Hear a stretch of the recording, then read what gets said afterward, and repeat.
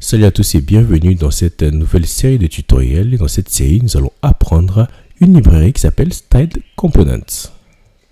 Donc on va se poser la question, mais Style Components, de quoi s'agit-il? Quelle est cette librairie? Donc ça, c'est une question très légitime à laquelle nous allons répondre tout de suite. Style Components est une librairie pour React et React Native qui est utilisée pour styliser nos composants avec une technique qu'on appelle le CSS in JS. Donc en effet, avec Style Components, on aura une syntaxe un peu proche du CSS qu'on pourra directement écrire dans nos fichiers JavaScript. Voilà pourquoi on parle de CSS in JS. Donc là, je suppose que vous allez poser la question, ok, c'est bien beau d'avoir une technique qui s'appelle le CSS in JS, mais pourquoi est-ce que moi je devrais apprendre cette librairie? N'existe-t-il pas d'autres librairies qui permettent de faire la même chose? Donc aujourd'hui, nous allons donner 5 bonnes raisons qui vont vous permettre d'apprendre Style Components. Donc 5 raisons pourquoi vous devriez passer à Style Components. La première bonne raison est que la syntaxe est proche du CSS et donc est facile à apprendre.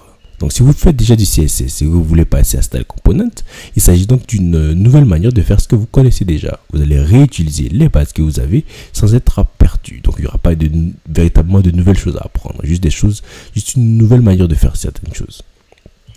La deuxième bonne raison, c'est que Style Component va vous générer des noms de classes uniques pour vos composants. Ce qui va donc vous éviter d'avoir des bugs liés au nom de classe. Donc, si vous importez peut-être un style global ou un style provenant d'une autre librairie, vous n'allez pas avoir peur qu'il y ait des clashs ou qu'il y ait des conflits avec les noms de classes qui sont générés par Style Components. Les classes seront totalement différentes et il n'y aura jamais, ou du moins il n'y aura pas de bugs liés au nom de classe entre les composants de Style Component et les différents styles que vous pouvez importer.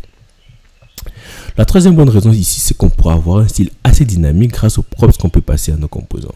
On est sur du React, donc on sait qu'on peut passer des props à des composants. Partant de cela, avec Style Component, on pourra facilement customiser le style de nos composants avec des props qu'on peut passer. Donc, pas la peine de gérer les noms des classes et tout. On va juste passer des props et mettre à jour le style en fonction. Ensuite, si vous avez utilisé des projets mobiles avec du React Native, donc vous pouvez réutiliser Style Component. Il s'agit donc d'une librairie que vous pourrez prendre et réutiliser pour vos applications mobiles qui utilisent du React Native. Donc, c'est une librairie qui peut être réutilisée au niveau des applications mobiles.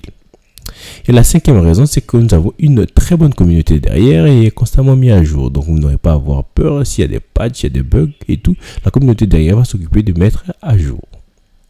Mais avant encore de commencer donc Style Component, la question est de savoir quels sont les prérequis qui est censé apprendre cette librairie. Donc, pour apprendre Style Component, vous devez avoir des bases en React.js et des bases en CSS pour ne pas vous sentir dépaysé. Donc, si vous avez toutes ces bases, on va se retrouver donc dans la prochaine vidéo. On va commencer maintenant à apprendre la librairie. On va donc installer Style Component et voir comment est-ce que cette librairie fonctionne.